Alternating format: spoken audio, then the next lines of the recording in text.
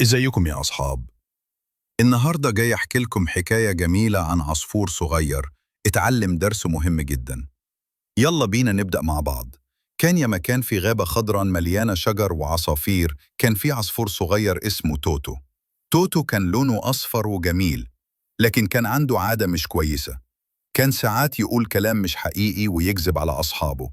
في يوم توتو كان زهقان وقال لنفسه: أنا هقول لهم إن في قطة كبيرة جاية تهجم علينا عشان أشوفهم هيعملوا إيه. وفعلا طار توتو فوق الشجرة وصرخ: الحقوا، في قطة كبيرة جاية، اهربوا بسرعة.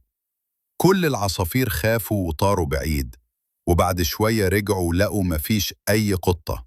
العصفور سامي قال له: يا توتو، ليه بتكذب علينا؟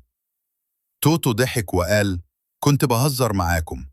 تاني يوم عمل نفس الحركة وقال: الحقوا، القطة جاية. وبرضه كلهم طاروا وهو ضحك عليهم. وفي اليوم الثالث فعلا جت قطة كبيرة وحاولت تمسك العصافير. صرخ توتو: الحقوا، القطة بجد جاية، صدقوني. لكن محدش صدقه، كلهم افتكروا إنه بيكذب تاني. اضطر يطير لوحده بسرعة عشان يهرب.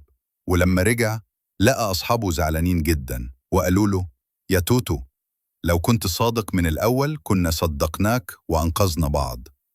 توتو حزن وقال: أنا آسف يا أصحابي، اتعلمت إني مش هكذب تاني أبدا.